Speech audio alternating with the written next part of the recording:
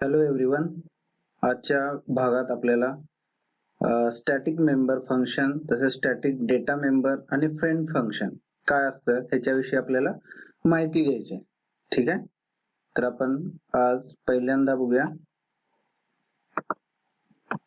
Static data members. आता हा static data member हा जो कन्सेप्ट आहे, स्टॅटिक कीवर्ड हा जो कन्सेप्ट आहे हा C++ मध्ये हा नवीन आहे. C++ म्हणा किंवा जावा मध्ये हा यूज केला जातो.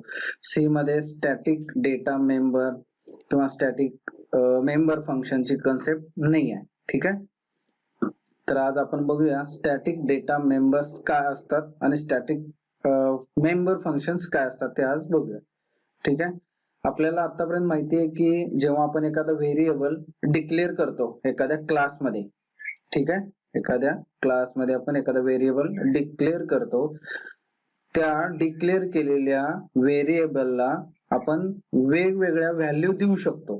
ठीक आहे, म्हणजे प्रत्येक ऑब्जेक्टला प्रत्येक ऑब्जेक्टसाठी आपल्याला व्हॅल्यू वेगळी देता येते. ठीक आहे, बरोबर आहे. याच्या अगोदर आपण बघितलेलं आहे. लास्टला आपण मेमरीशी रिलेटेड जो पार्ट होता त्याच्यामध्ये आपण बघितलेला आहे की डेटा मेंबरची व्हॅल्यू वेगवेगळी असते आणि जे फंक्शन्स असतात ते त्याच्यासाठी आपल्याला मेमरी जी लागते ती सेम राहते. ठीक आहे, म्हणजेच प्रत्येक ऑब्जेक्ट साठी हा डेटा वेगवेगळा असू शकतो. आणि समजा जर आपल्याला प्रत्येक ऑब्जेक्टला तो जो डेटा आपण सेंड करणार आहे तो डेटा आपल्याला सेम हवा असेल, ठीक आहे, प्रत्येक ऑब्जेक्टला जर आपल्याला व्हॅल्यू सेम द्यायची असेल तर आपल्याला काय वापरावं लागेल, स्टॅटिक डेटा मेंबर्स आपल्याला वापरावे लागतील. ठीक आहे, म्हणजे काय, जेव्हा when we declare a normal variable in a class, different copies of those data members create with associated object. म्हणजे थोडक्यात काय, प्रत्येक ऑब्जेक्टला आपण वेगवेगळ्या व्हॅल्यू देतो. कधी, जेव्हा एखादा नॉर्मल व्हेरिएबल आपण डिक्लेअर करतो क्लासमध्ये. ठीक आहे, समजा त्याच व्हेरिएबलची व्हॅल्यू सगळ्या जेवढे ऑब्जेक्ट, समजा आपण 100 ऑब्जेक्ट क्रिएट केले असतील, त्या प्रत्येक ऑब्जेक्टला सेम व्हॅल्यू द्यायची असेल, व्हेरिएबलची सेम व्हॅल्यू द्यायची असेल तर आपल्याला स्टॅटिक डेटा मेंबर वापरावे लागतात. ठीक आहे, आता स्टॅटिक डेटा मेंबर जर क्रिएट करायचे असतील तर तो आपण क्रिएट करू शकतो बाय युजिंग स्टॅटिक कीवर्ड. म्हणजे आपल्याला स्टॅटिक कीवर्ड वापरून आपण ते स्टॅटिक डेटा मेंबर्स क्रिएट करू शकतो. ठीक आहे, आता आणखी इथं ब्ल्यू कलर मध्ये एक लाईन दिलेली आहे बघा, all static data is initialized to 0 when the first object is created. म्हणजे काय, समजा आपण एखादा क्लास क्रिएट केला आणि त्या क्लासचा एक ऑब्जेक्ट क्रिएट झाला की जेवढे स्टॅटिक डेटा मेंबर्स असतील त्या प्रत्येक स्टॅटिक मेंबरची व्हॅल्यू ही 0 ला असाइन होते. ठीक आहे, प्रत्येक स्टॅटिक डेटा मेंबरची व्हॅल्यू ही 0 ला असाइन होते ऑटोमॅटिकली. म्हणजे काय, जेव्हा आपण एखाद्या स्टॅटिक डेटा मेंबरला काहीच व्हॅल्यू देत नाही त्याला त्याची व्हॅल्यू काय असते, 0 असते. एवढं लक्षात ठेवा. ठीक आहे, त्यानंतर आपण नेक्स्ट बघूया. In some cases when we need to common data member that should be same for all object. आताच आपण मी म्हटलं की प्रत्येक ऑब्जेक्ट साठी समजा आपल्याला ती कॉमन डेटा मेंबर हवा असेल तर ते आपण by using static data members ते आपण देऊ शकतो.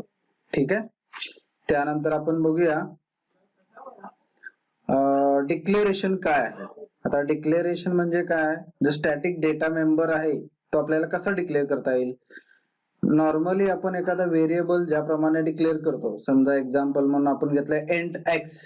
आता एंट एक्स चं कन्वर्जन आपल्याला स्टॅटिक डेटा मेंबर मध्ये करायचं असेल तर फक्त आपल्याला स्टॅटिक कीवर्ड त्या डेटा टाइपच्या अगोदर आपल्याला लिहावा लागेल.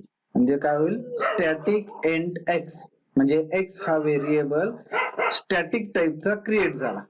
ठीक आहे, समजा स्टॅटिक डेटा मेंबरची व्हॅल्यू समजा आपण एक्झाम्पल म्हणून 10 घेतली असेल, समजा एक्स ची व्हॅल्यू 10 घेतली असेल आणि आपण समजा 100 ऑब्जेक्ट्स एका क्लासचे क्रिएट केले असतील तर त्या प्रत्येक ऑब्जेक्टला x ची व्हॅल्यू काय होईल 10 होईल.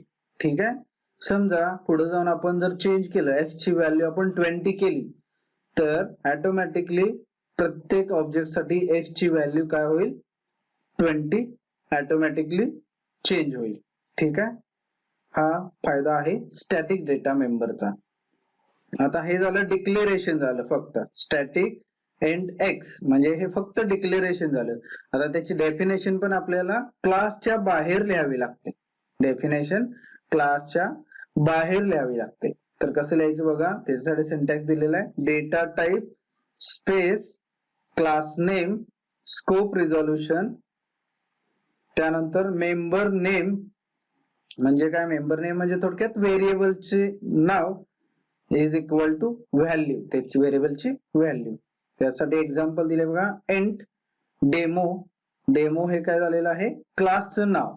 एंट demo scope resolution x is equal to 10 म्हणजे वरती आपण डिक्लेअर केलेलं आहे की स्टॅटिक एंट एक्स, बरोबर आहे. मग एक्स हा काय झाला स्टॅटिक डेटा मेंबर आणि त्याची व्हॅल्यू काय झाली 10. हे झालं थोडक्यात डिक्लेरेशन. ठीक आहे. म्हणजे थोडक्यात आता आपण काय बघितलं, स्टॅटिक डेटा मेंबर कसा डिक्लेअर करायचा आणि कसा डिफाइन करायचा. ठीक आहे. आता स्टॅटिक मेंबर फंक्शन आपण बघूया.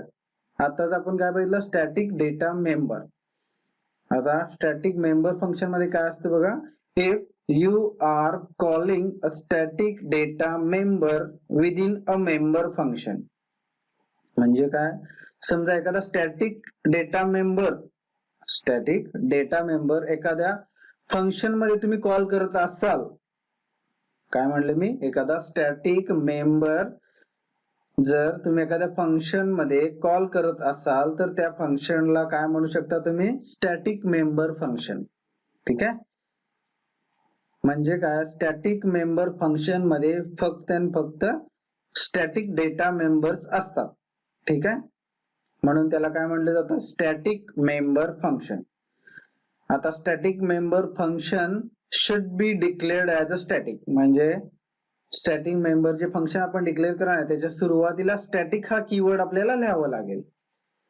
म्हणजे इथं काय दिले बघा, static member function can only access the static data members म्हणजे काय, स्टॅटिक मेंबर फंक्शन असतं ते फक्त आणि फक्त स्टॅटिक डेटा मेंबरच ऍक्सेस करतात. ठीक आहे. त्यानंतर बघूया, a static member function can be called even if no object of the class is exist.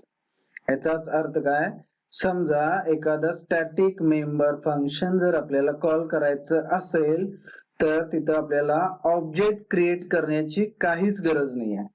म्हणजे ऑटोमॅटिकली ते स्टॅटिक मेंबर फंक्शन कॉल होतं बाय युजिंग क्लास नेम आणि स्कोप रिझोल्युशन ऑपरेटर. म्हणजे तिथं ऑब्जेक्ट क्रिएट करण्याची काही गरज नाही आहे. म्हणजे काय, समजा ऑब्जेक्ट क्रिएट करत असताना स्टॅटिक मेंबर डायरेक्टली कॉल होतात. काय म्हटलं मी, जेव्हा ऑब्जेक्ट क्रिएट होत असतात त्याच वेळेला स्टॅटिक मेंबर फंक्शन कॉल होत असतात. म्हणजे स्टॅटिक मेंबर फंक्शन जर कॉल करायचे असतील किंवा ऍक्सेस करायचे असतील तर आपण क्लासचं नाव आणि स्कोप रिझोल्युशन ऑपरेटर यूज करून स्टॅटिक फंक्शन्स आपण ऍक्सेस करू शकतो. ठीक आहे. हे झालं स्टॅटिक डेटा मेंबर आणि स्टॅटिक मेंबर फंक्शन. आता यावरती आपल्याला एक एक्झाम्पल बघायचं आहे की त्याच्यामध्ये स्टॅटिक मेंबर आणि स्टॅटिक मेंबर फंक्शन हे दोन्ही पण कन्सेप्ट आपल्याला इथे बघायचे. ठीक आहे. एक सिंपल प्रोग्राम घेतलेला आहे क्लास डेमो म्हणजे इथं डेमो नावाचा क्लास क्रिएट केलेला आहे मी. त्याच्यामध्ये प्रायव्हेटली काय केलंय मी, एक स्टॅटिक डेटा मेंबर काय केलाय डिक्लेअर केलाय स्टॅटिक एंड एक्स सेमिकोलॉन, बरोबर. त्यानंतर काय केलं, एक पब्लिक सेक्शन घेतलेला आहे त्याच्या अंडर मी काय केलेलं आहे एक स्टॅटिक फंक्शन क्रिएट केलेलं आहे. कुठलं, void fun नावाचं. void fun नावाचं एक स्टॅटिक मेंबर फंक्शन. आता मेंबर फंक्शन का, कारण आपण ते कुठं डिफाइन केलंय डेमो नावाच्या क्लास मध्ये. म्हणजेच डेमोचा हा काय झाला मेंबर फंक्शन झाला. कुठलं, void fun. म्हणजे इथं बघा आपण इथं काय ऍक्सेस केले, व्हॅल्यू ऑफ एक्स, एक्स ची व्हॅल्यू इथं आपण ऍक्सेस केली आहे. एक्स काय आहे, स्टॅटिक आहे, म्हणून ते फंक्शन पण काय झालेलं आहे, स्टॅटिक झालेलं आहे. म्हणून तिथे कीवर्ड काय वापरलेला आहे बघा, स्टॅटिक व्हॉइड फन. त्याच्यामध्ये आपण एक्स ची व्हॅल्यू प्रिंट केलेली आहे. आता एक्स ची व्हॅल्यू कुठून येणार, ते जो आपण स्टॅटिक डेटा मेंबर आहे तो आपण कुठे डिफाइन केलाय, क्लासच्या आउटसाइडला, म्हणजे क्लासच्या बाहेर केलाय. कसं केलंय बघा, एंड डेमो, डेमो हे क्लास नाव, scope resolution x is equal to 10 semicolon, म्हणजे एक्स ची व्हॅल्यू 10. आता सेम आपण इथं काय करायचं आहे, ऑब्जेक्ट क्रिएट करायचा. तो ऑब्जेक्ट कुठं क्रिएट करतात, तर व्हॉइड मेन मध्ये. मग व्हॉइड मेन मध्ये कसं केलं बघा, क्लासचं नाव डेमो, त्यानंतर स्पेस दिलंय एक्स. एक्स हा काय झालेला आहे, एक्स हा काय झालेला आहे बघा, एक्स हा ऑब्जेक्ट आहे, एक्स हा ऑब्जेक्ट आहे. आणि एक्स डॉट फन, म्हणजे फन हे जे स्टॅटिक फंक्शन आहे ते इथं आपण कॉल केलेलं आहे. ठीक आहे. आता इथं मी दिलेलं आहे, जरी एक्स डॉट फन हे करण्याची काही गरज नाही आहे, कारण का आपण directly by using class name आणि स्कोप रिझोल्यूशन ऑपरेटर ते स्टॅटिक व्हॉइड फन आहे ना, ते आपण डायरेक्टली कॉल करू शकतो. म्हणून त्या सिंटॅक्स कसा होईल बघा, डेमो स्कोप रिझोल्यूशन फन इतकंच होईल. एक्स डॉट फन लिहिण्याची काही गरज नाही, चुकून मी ते लिहिलेलं आहे. ठीक आहे. हे झालं एक्झाम्पल स्टॅटिक मेंबर फंक्शन आणि स्टॅटिक डेटा मेंबर साठी. ठीक आहे. नेक्स्ट पॉइंट आपण बघूया, फ्रेंड फंक्शन. आता फ्रेंड फंक्शन हा जो कन्सेप्ट आहे हा पण नवीन आहे, हा सी मध्ये अवेलेबल नाही आहे. हा जो फ्रेंड फंक्शन आहे हा C++ मध्ये अवेलेबल आहे. ठीक आहे. आपल्याला एक प्रॉपर्टी माहिती आहे. ठीक आहे, कुठली, डेटा एनकॅप्सुलेशन. आता डेटा एनकॅप्सुलेशन म्हणजे काय, जो डेटा असणार आहे आणि फंक्शन जे अवेलेबल असणार आहे क्लासमध्ये, ते दोन्ही कुठं बाइंड केलेले आहेत, एकाच क्लासमध्ये. म्हणजे काय, क्लासच्या बाहेर आपल्याला ते ऍक्सेस करता येत नाही. जर ते पब्लिक नसतील तर, पब्लिक असतील तर ते आपण डायरेक्टली ऍक्सेस करू शकतो. पण समजा एखादी कंडिशन आपल्याला अशी झाली, किंवा एखाद्या रिअल टाइम ऍप्लिकेशन मध्ये आपल्याला गरज भासली की एखाद्या क्लासचे प्रायव्हेट आणि प्रोटेक्टेड मेंबर्स जर आपल्याला एखाद्या फंक्शन मध्ये, एखाद्या फंक्शन मध्ये जर आपल्याला वापरायचे असतील तर आपण ते वापरू शकतो. आणि समजा ते फंक्शन त्या क्लासचा मेंबर नाही आहे, म्हणजे काय, थोडक्यात तो क्लास आणि त्या फंक्शन मध्ये काहीच म्हणजे साम्य नाही आहे, किंवा त्याचा आणि त्याचा काही संबंध नाही आहे. थोडक्यात त्या फंक्शनचा आणि त्या क्लासचा काहीच संबंध नाही आहे. आणि आपल्याला काय करायचं आहे, ते जे प्रायव्हेट आणि प्रोटेक्टेड डेटा मेंबर्स असतील क्लासचे, ते आपल्याला कुठे वापरायचे आहेत, त्या फंक्शन मध्ये जर वापरायचे असतील तर ते एखाद्या नॉर्मल फंक्शन मध्ये ते पॉसिबल नाही आहे. मग ते वापरायचेच असतील तर ते फंक्शन आपल्याला काय क्रिएट करावं लागेल, ते ऍज अ फ्रेंड म्हणून क्रिएट करावे लागेल. म्हणजे थोडक्यात काय, त्या क्लास आणि फंक्शन मध्ये आपल्याला फ्रेंडशिप करावी लागेल थोडक्यात. ठीक आहे. म्हणून इथे दिलेलं आहे बघा, if a function is defined as a friend function, म्हणजे फंक्शन जर फ्रेंड फंक्शन म्हणून डिक्लेअर केलं तर private and protected data members of class are accessed using the function. म्हणजे काय, आपण प्रायव्हेट प्रोटेक्टेड डेटा मेंबर आपण डायरेक्टली ऍक्सेस करू शकतो. ठीक आहे. त्यानंतर नेक्स्ट बघा, compiler knows a given function is a friend function by use of keyword friend. म्हणजे काय, जर आपण त्या फंक्शनला फ्रेंड हा कीवर्ड वापरला तर कंपायलरला ऑटोमॅटिकली कळतं की हे फ्रेंड फंक्शन आहे. ठीक आहे. आणि ते फ्रेंड फंक्शन आपण एखाद्या प्रोग्राम मध्ये कुठेही वापरू शकतो, ऍज लाईक नॉर्मल फंक्शन. एखाद्या नॉर्मल फंक्शन सारखं आपण ते फ्रेंड फंक्शन यूज करू शकतो. आणि फक्त डिक्लेअर करताना आपल्याला ते फ्रेंड म्हणून आपल्याला डिक्लेअर करावं लागेल. आणि जेव्हा आपण त्या फ्रेंड फंक्शनची डेफिनेशन लिहिणार आहे त्यावेळेला एखाद्या फ्रेंड कीवर्डची किंवा स्कोप रिझोल्यूशन ऑपरेटरची काही गरज लागणार नाही. ठीक आहे. त्यानंतर आपल्याला बघायचंय डिक्लेरेशन कसं करतात फ्रेंड फंक्शनचं. तर बघा, क्लासचं नाव, त्यानंतर प्रायव्हेट किंवा पब्लिक सेक्शनच्या अंडर तुम्ही ते डायरेक्टली डिक्लेअर करू शकता. आता डिक्लेअर करत असताना पहिला काय लिहावं लागेल बघा, फ्रेंड हा कीवर्ड लिहावा लागेल. त्यानंतर स्पेस, डेटा टाइप त्या फंक्शनचा, data type may be void असेल, इंट असेल, काही असेल.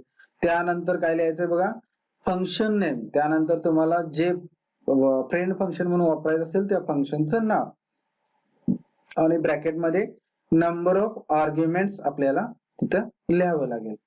ठीक आहे. हा झाला सिंटॅक्स कशाचा, फ्रेंड फंक्शनचा. ठीक आहे. त्यानंतर आपल्याला काय बघायचं आहे, एक एक्झाम्पल बघूया फ्रेंड फंक्शन कसं वापरतात. ठीक आहे. इथं बघा, क्लास कुठला दिलाय, डिस्टन्स नावाचा एक क्लास दिलेला आहे. आणि फ्रेंड फंक्शन कुठलं दिलेलं आहे बघा, ऍड 5 हे ब्ल्यू कलर मध्ये मी दिलेलं आहे, तुम्हाला लगेच लक्षात येईल.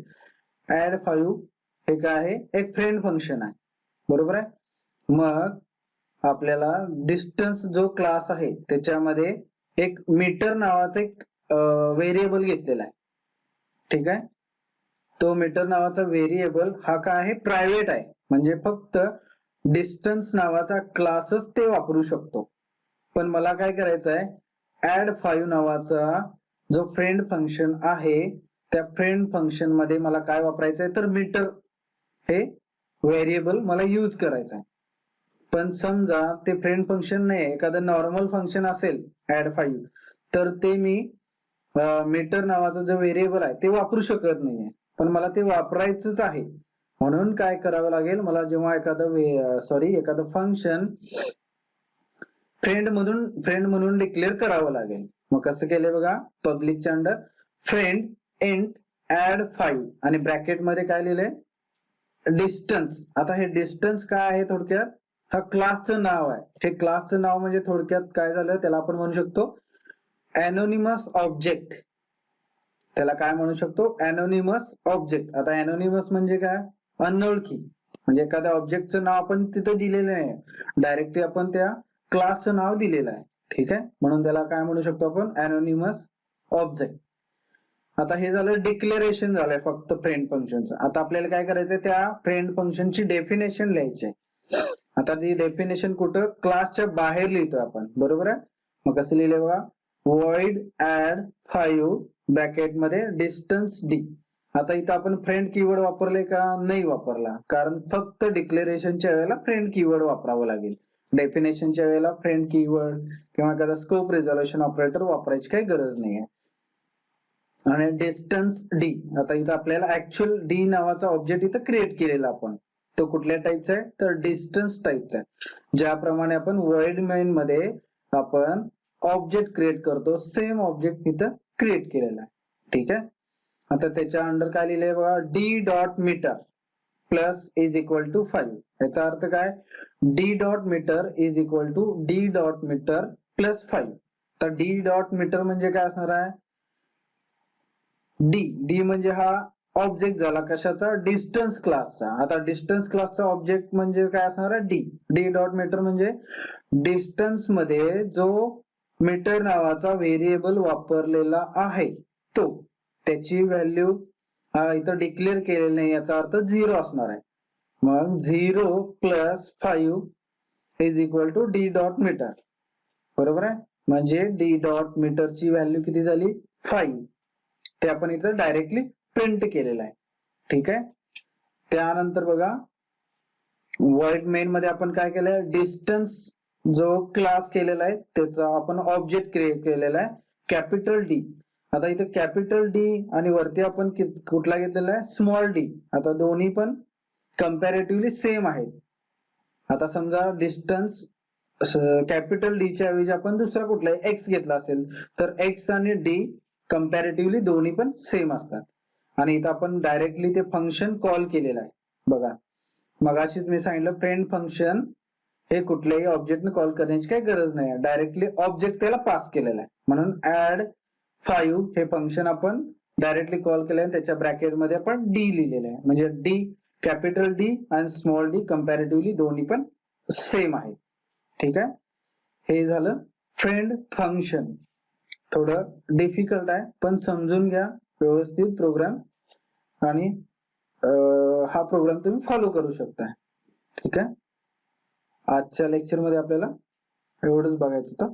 ठीक आहे. नेक्स्ट लेक्चर मध्ये आपल्याला नेक्स्ट पॉइंट बघायचे. ठीक आहे. आज आपण स्टॉप करूया.